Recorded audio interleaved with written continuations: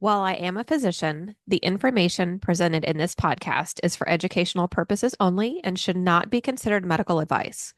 It is not a substitute for professional medical advice, diagnosis, or treatment.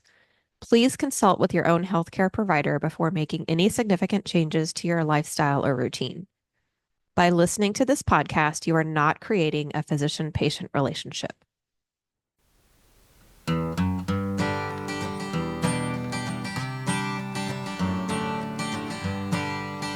Welcome to the Purposeful MD podcast.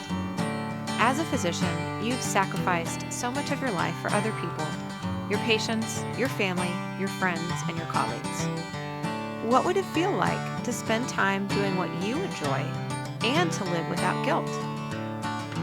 I'm your host, Dr. Laura Sutton, a family physician, certified coach, and business owner.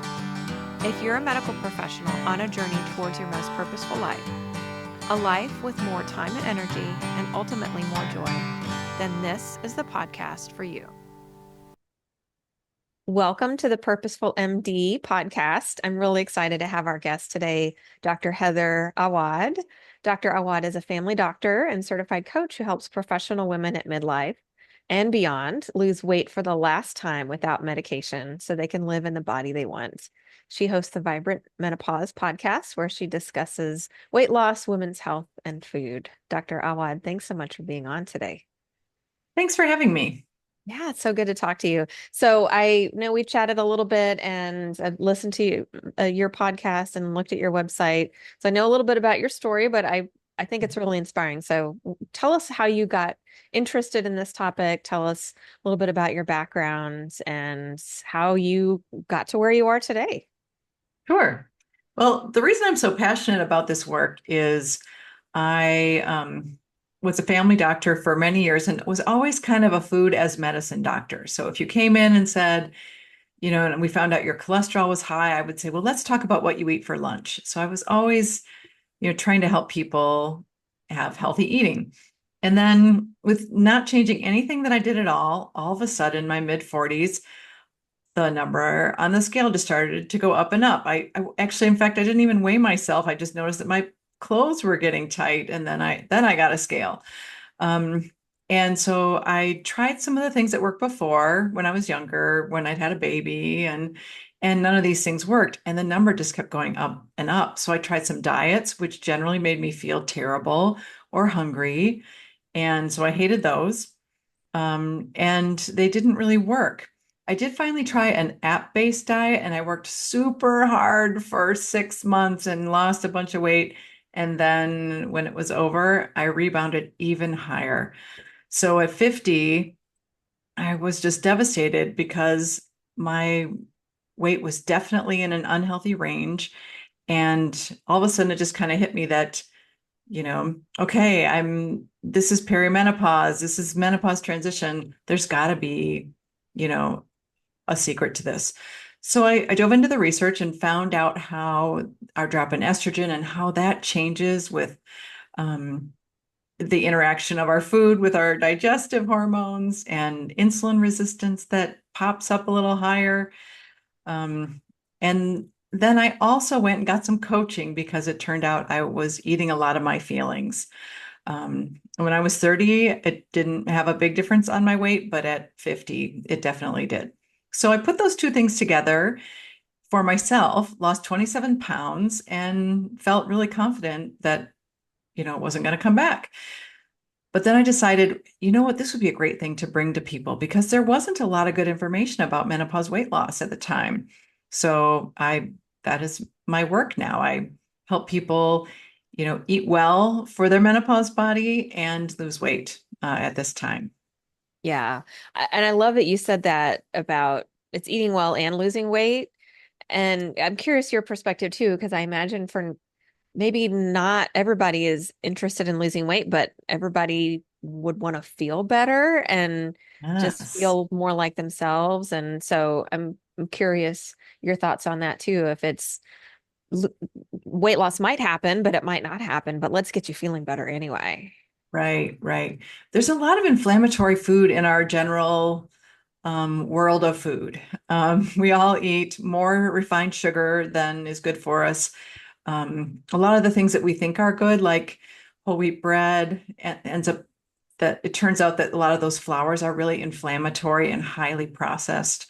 So even when we think we're eating healthy foods, sometimes we're ending with a lot of inflammation and a lot of insulin and blood sugar spikes, and we don't feel well. Like we think, oh, I'm getting achy and creaky because I'm 49, but actually, if move refined sugar, to a less, sorry, if you eat it less often, like you have it once or twice a week for dessert, but you're not having it every day all the time, and you don't have as much ultra processed food, then all of a sudden, a number of my clients just say, my joints are actually totally fine. I don't have any pain anymore. I didn't know that it was what I was eating. Um, and then also we're looking forward, right? You get to late 40s, early 50s, and you start to notice your parents' health, your aunts and uncles' health, and you think, what is in my future?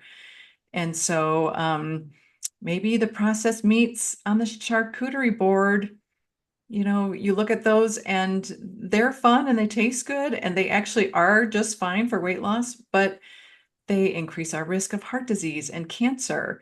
And at 50, when you're looking forward, you know who has cancer in the family and you think, oh, well, maybe I don't want that because I'd like to optimize my health at this point going forward.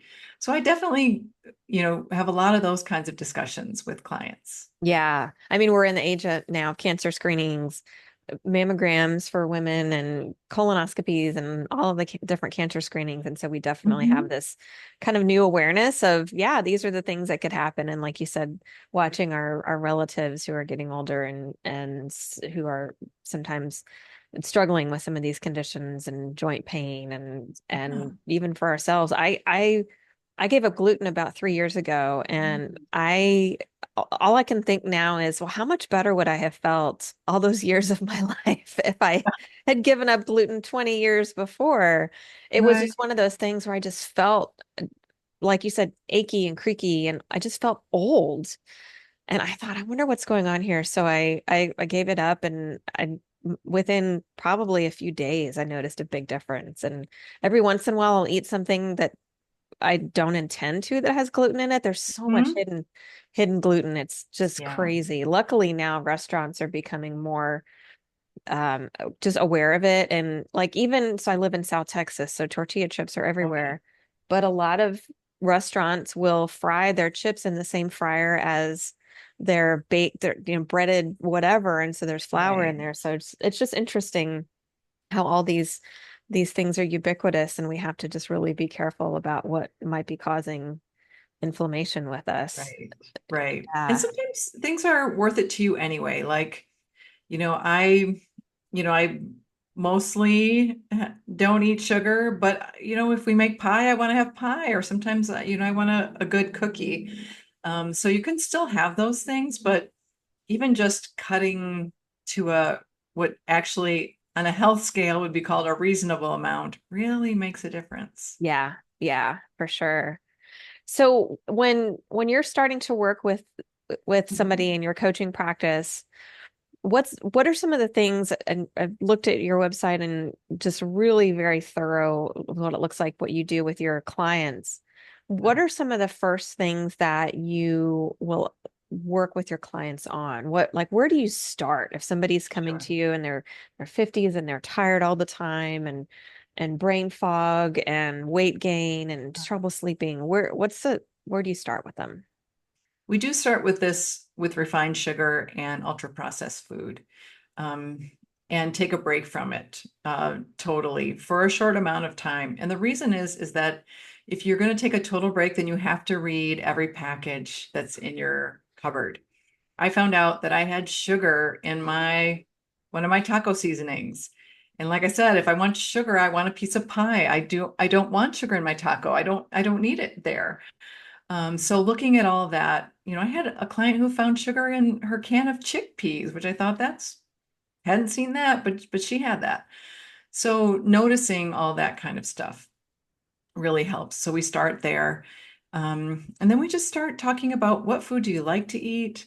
Um, you know, and looking at meals and making sure that there's protein in your meals because that's super important at the menopause transition. Making sure you have vegetables or berries at all your meals is very important at the menopause transition. And then having some healthy fats. And I mostly bring that up because a lot of people in the midlife world, grew up in the 80s. And even though we can intellectually say, no, I know that fat is not bad and we made it a devil and it is not bad, actually. We still all know that a gram of it has more calories than a gram of something else. And I try to teach people that calories are not so much math in your menopause body anymore. So you need to have some fat in there for nourishment, for health, and a lot the protein and the fat help you stay satisfied. Yeah. So, Yeah, it's so interesting. I don't know if there's a time capsule where we could look back at the food pyramid of the 80s, but I feel like I remember that the base of it was like bread and rice and cereals and, yes, all these things that just we know are can be very inflammatory because of all the processed wheat and grains and sugar and everything that goes into them. And so, yeah, I think retraining people in their midlife that a little bit of fat is okay as long as we're going to try to do more of the good fats, of course, than the right, saturated right. fats, but kind of retraining us with fewer carbs, more proteins, more fat, I think is just it's an interesting shift. And then like you said about calories too, as physicians, I mean, that's where we start with patients when we're working with them, right? Is calories Yeah, in, calories out, eat less, exercise more. yes, And yeah, I mean, I see the look on your face, the reaction of like, oh, it's heartbreaking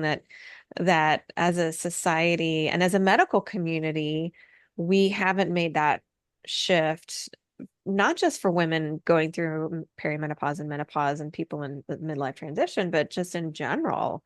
I yeah, mean, with our pediatric population too, our older population. And so, and in your story, you mentioned you had to kind of go out and learn this on your own. And I hear that a lot from physicians. I have to go out and learn this on my own. And as a physician, you know where to look, you know what are the sources that are good and not so right. good.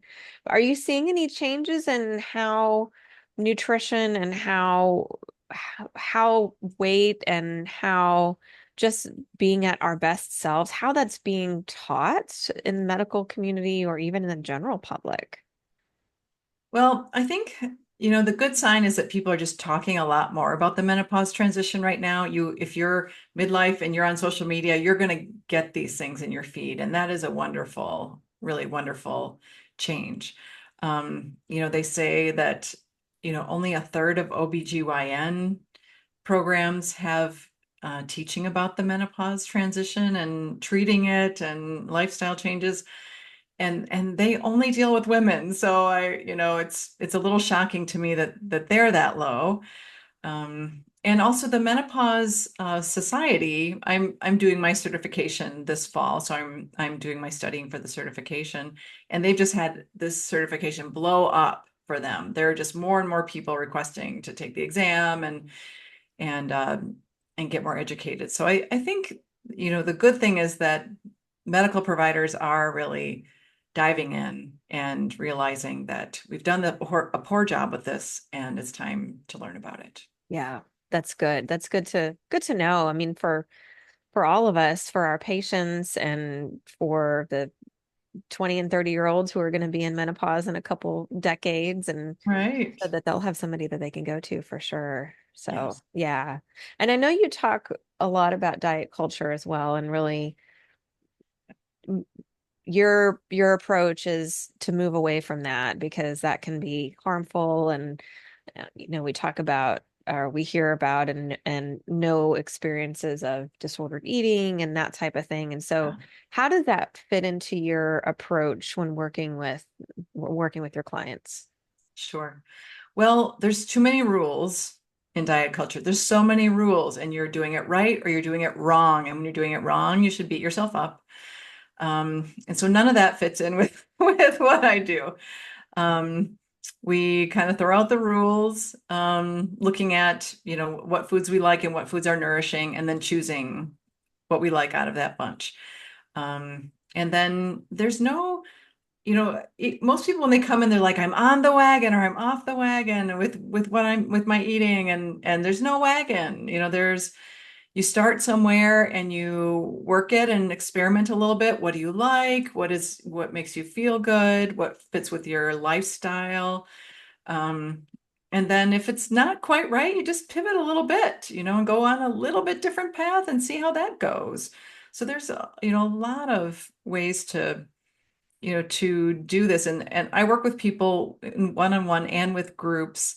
But we very much customize it to what's going on for you personally. Because I've got people who still have little kids at home. I've got people who are retired or never had kids. And so it's really different on what you're doing. Or if you're in a job that they really don't want you to have time for a break in the middle of the day. It's everyone has a different situation, so we really try to tailor it so that it's simple and it works great, with whatever your day is like. Yeah. Yeah. One approach that I hear a lot about and I've read about is intuitive eating. I don't know if Mhm.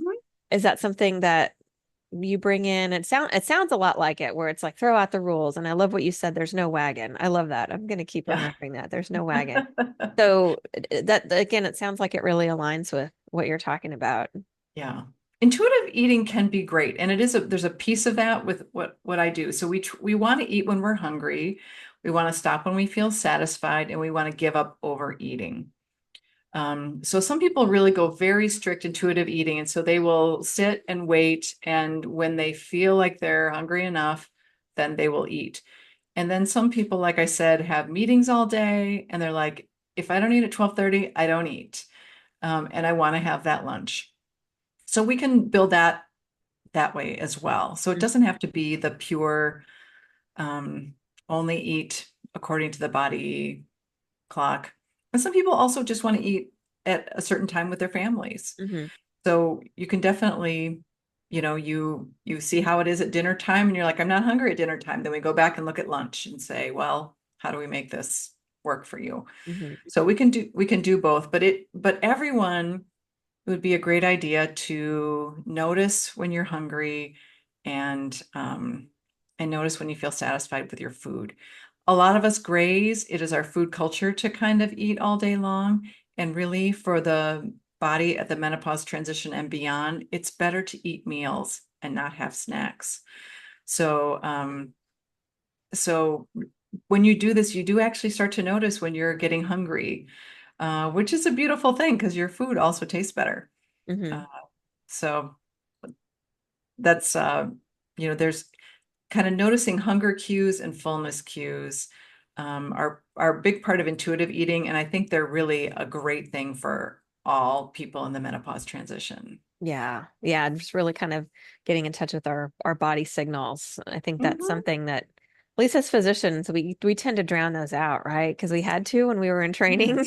Yeah, and in training they said seafood, eat food. You don't know if you'll get Exactly. some, so Exactly. if you see it, you better eat it now. And then Yeah. that gives you that feeling of fear, like, oh, there's food there. I better eat it because when will I get food again? Well, Yeah. I mostly, you know, there is food. yeah.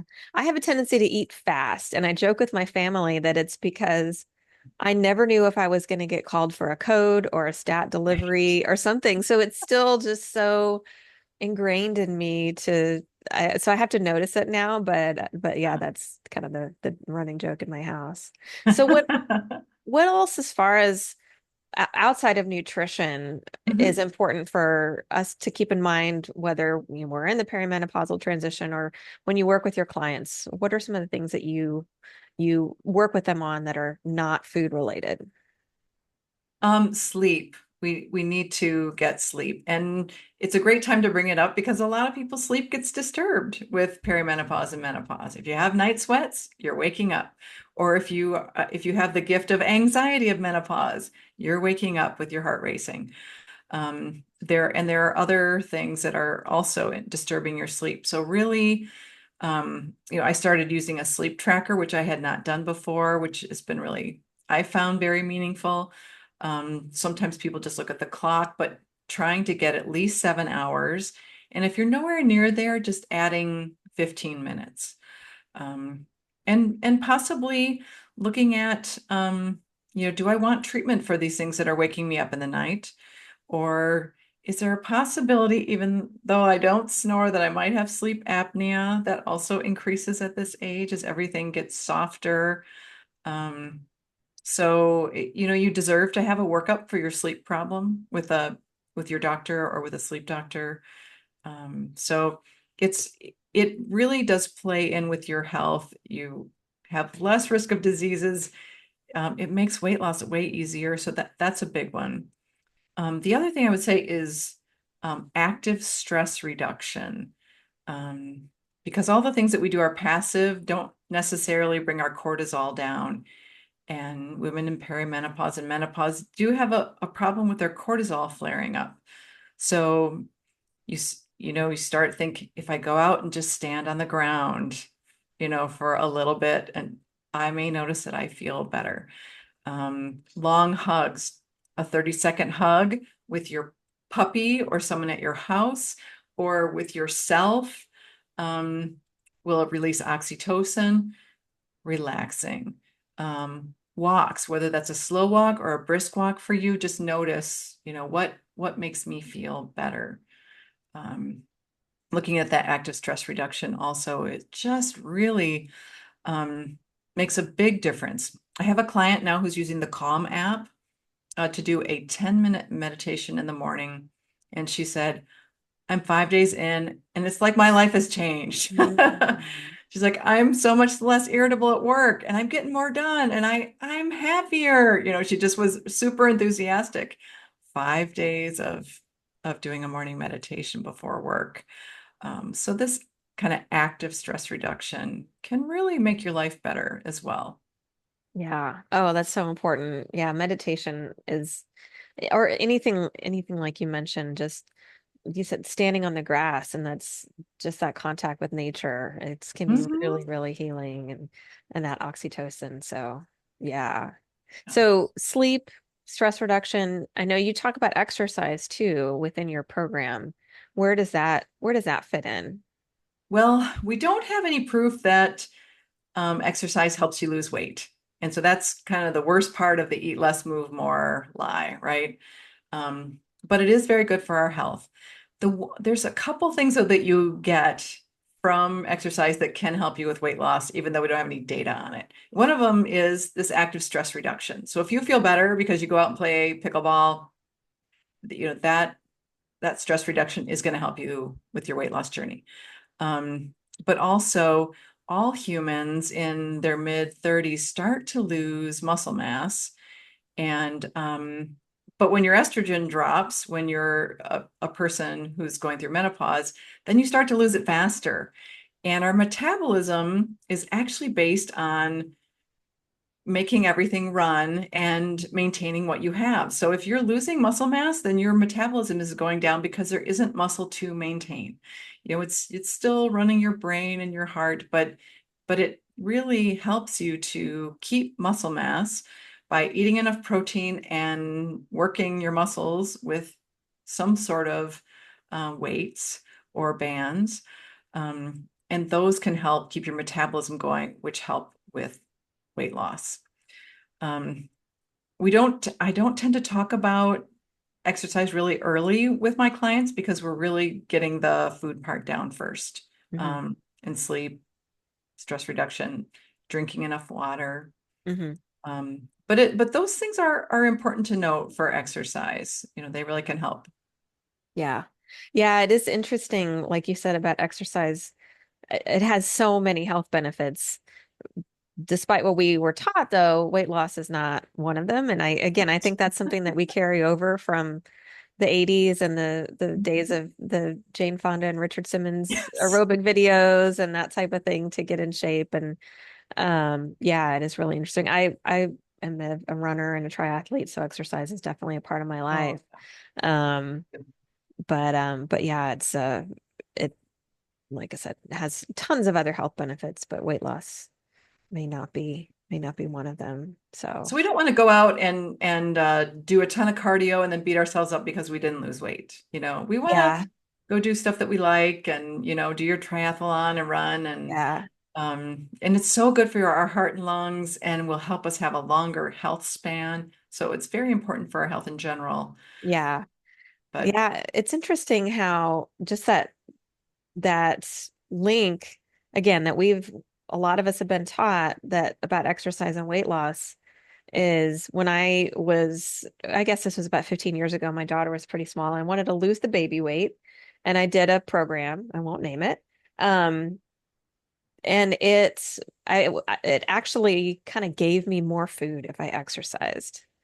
And so it was almost like exercise was a reward, or it mhm. was just really interesting the way that that triggered in my brain. And once I kind of severed that link and I do exercise because it's a stress relief for me and I love it and it's fun. Mhm. Now it's not like, okay, well, I went and ran a 5K so I can have this chocolate cake. It's like, I Yeah. really had to kind of break that link. And it sounds like that's something that you really help your clients with as well, which Yeah.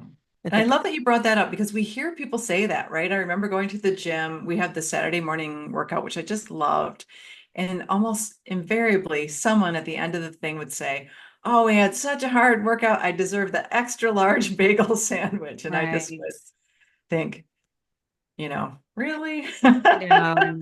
I know. I was You deserve running. so many things, and that's not it. Yeah. Yeah. Yeah. I was running the other day and a gentleman passed me and I was going up a hill and he said, "You deserve a beer and a cheeseburger." And I was like, "Oh, none of those sound good at all." Right, right. And I can't have them anyway because I don't eat gluten. So, Right, yeah. right, right. So that's Yeah. And if you want to choose something, eat it and have it in moderation, but yeah. not because you work. Yeah. And enjoy it too. I mean, I think that, like you said, you want to have that cookie or you want to have that piece of pie. And so you probably are really mindful of it and enjoying it and really cherishing it when you do, rather than kind of beating yourself up about it or that guilt Yeah. that comes along with it. And Yeah. the blue zones people are not science, but they're inspirational. Those areas of the world where a lot of people live to be over 100, Mhm. and they usually have dessert once or twice a week. So, it's a great inspiration. Yeah. Yeah. Definitely. Yeah. Well, Dr. Awad, thank you so much. Is there anything else that you'd like to share with us that we didn't touch on today?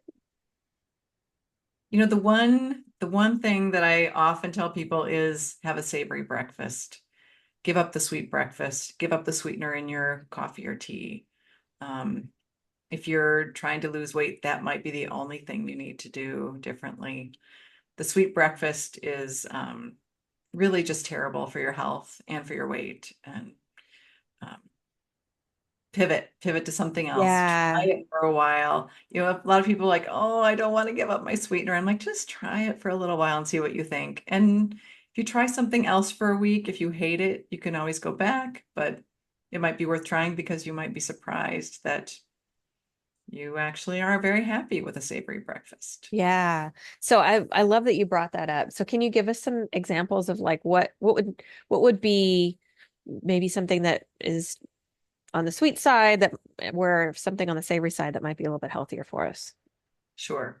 So anything that tastes sweet or has sugar in it is a sweet breakfast. I'm shocked about, muffins that you get at the store are basically cake. You're having cake for breakfast. So there's a lot of great savory breakfasts, though. You can make eggs with vegetables. You can do a plain Greek yogurt or a Swedish yogurt or cottage cheese if you do dairy, and have that with some berries and sprinkle cinnamon on top. Tastes great. Maybe a little bit of nuts if you like crunch.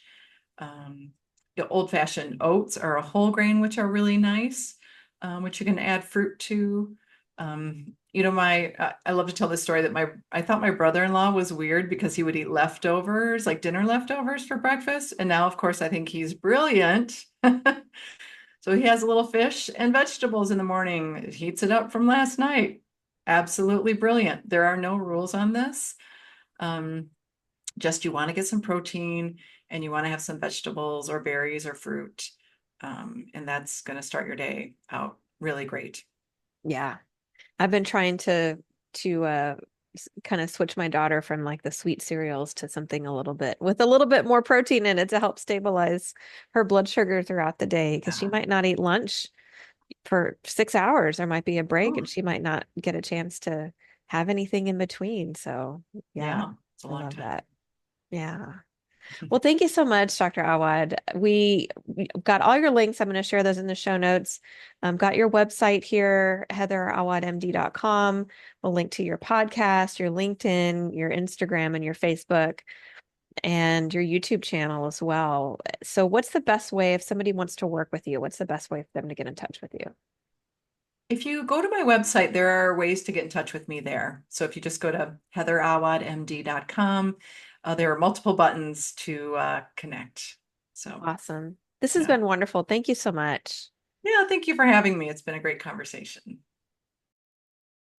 Thank you for watching The Purposeful MD on YouTube. If you like what you see, please like and subscribe. Please also visit www.thepurposefulmd.com for free downloads or to discuss working with me as your coach.